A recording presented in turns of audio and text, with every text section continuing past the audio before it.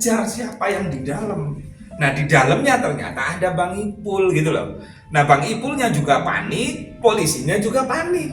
Akhirnya terjadilah kemarin, terus video dipotong-potong. Videonya nggak utuh gitu loh. Nah, jadi harapan saya ini harus menjadi rekonsiliasi bersama ya antara polisi, Bang Ipul dan keluarganya, bahwa ini clear bahwa telah terjadi kesalahpahaman. Tidak semuanya harus diselesaikan di proses hukum. Nah, polisi kenapa kok melakukan itu? Karena memang di dalam target operasi tadi itu, si Fulan ini bareng sama Bang Ipul. Polisi tidak tahu kalau di situ ada Bang Ipul gitu. Jadi maka otomatis namanya narkoba, ya otomatis harus ini dibawa semua yang ada. Misalnya ada saya nih, misalnya diangkut sebagai tokoh masyarakat, ya ketika saya dibawa oleh polisi, ya saya harus ikut, itulah hukum.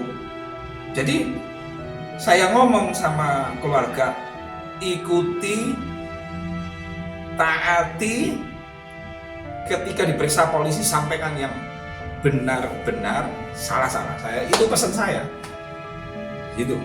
Udah nggak usah konsentrasi yang lain. Nah, netizen mungkin karena simpati ya sama Bang Ipul, jadi ada yang mengusulkan ini, mengusulkan itu. Nggak apa-apa, itu wajar aja gitu. Cuman tidak semuanya harus dipenuhi gitu. Cuman kalau gambaran saya ya seperti tadi itu, ini memang terjadi miss, terus TO juga bersama Bang Ipul, maka siapapun mau ada Habib, mau ada Kiai di dalam, ya otomatis pasti diangkut, dimintain keterangan. Komunikasi update terbarunya Bang Ipul gimana? Nah, saya belum telepon, belum komunikasi, cuma titip salam aja melalui pengacaranya, menyampaikan terima kasih kepada saya yang terus mensupport. Pokoknya Bang Ipul, ketika kan tadi malam pemeriksaan, ini panik semua, udah ikutin aja perintah, apa yang diinginkan polisi ikutin. Itu bagian dari proses penegakan hukum. Itu bagian dari warga negara yang baik. Memang kayak terdolimi gitu memang, tapi tidak apa-apa. Allah mau ngangkat derajat orang ya macam-macam caranya. Bisa dengan cara begini, saya pun akan terangkat. Akhirnya televisi KPI yang selama ini blacklist Saiful Jamil bisa saja menaruh kepercayaan gitu, bahwa orang jahat itu nggak selamanya dan orang baik pun juga tidak selamanya. Jadi ketika kita ketemu orang jahat, kita nggak boleh menjudge bahwa orang ini tidak akan berubah, nggak bisa begitu. Bahwa manusia itu pasti akan melakukan perubahan-perubahan, bisa berubah lebih baik, lebih buruk. Nah itulah manusia. Gus, berarti bukan arogan berarti Gus ya? Siapa? Bukannya arogan berarti polisi? Oh bukan, polisi sama sekali tidak arogan. Ya itu tadi ada miss itu tadi loh Mas. Yang Bang Ipul ketakutannya berlebihan, yang polisi karena ada kejadian tabrakan dulu, ditabrak motornya sama si Stephen itu gitu loh. Otomatis yang namanya polisi loh, ini penjahat kan, diduga penjahat loh Mas.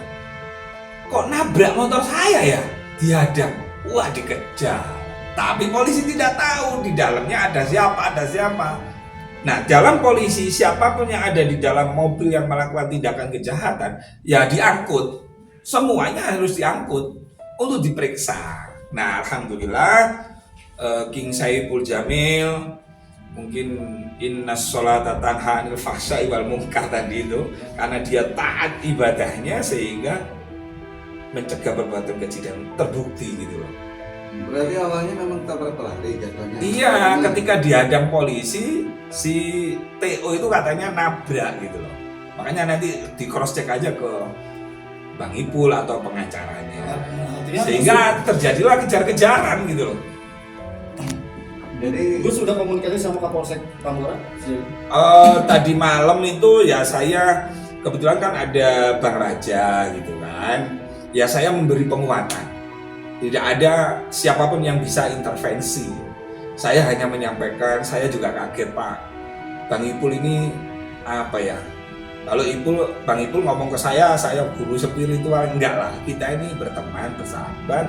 Kalau ada yang salah, kita koreksi bersama. Kalau ada yang benar, mari kita lakukan.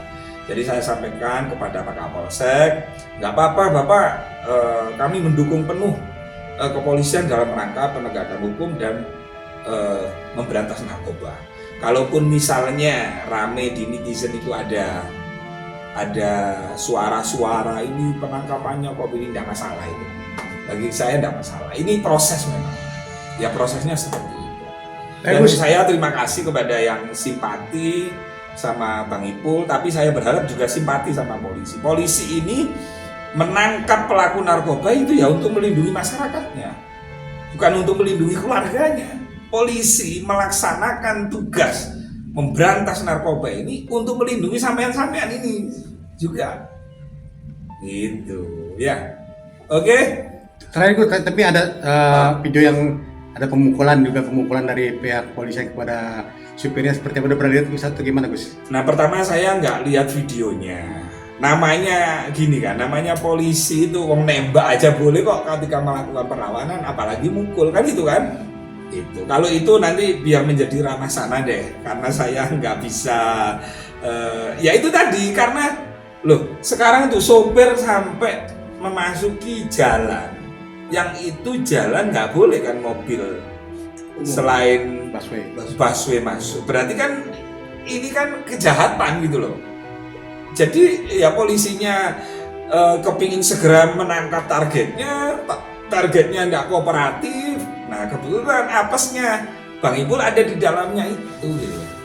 Nah ini mudah-mudahan aja ini menjadi hikmah, menjadi pelajaran bagi kita semua. Tetap waspada berteman, tapi bukan berarti ketika orang itu jahat terus kemudian dijauhi, tidak.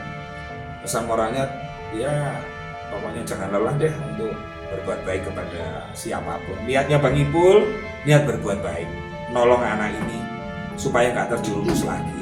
Dilala begitu, ya apa boleh buat. Ini sudah takdir Allah, manusia hanya bisa usaha, semuanya Allah yang menentukan. Rencana keluarnya mungkin kapan? Nah, rencana keluar, saya ini bukan polisi ya. Pokoknya nanti kalau ada kabar, saya pasti dikasih kabar terbaru ya sama Bang Raja, lawyernya, keluarganya. Setelah itu nanti tak kabari teman, kita tasyakuran kecil-kecilan lah.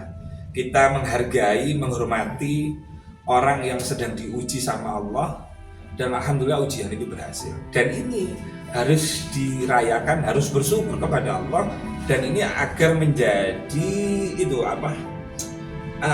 Menjadi hikmah pelajaran bagi kita semua. Pesan buat Saiful dan Jamil apa Gus, mungkin ada?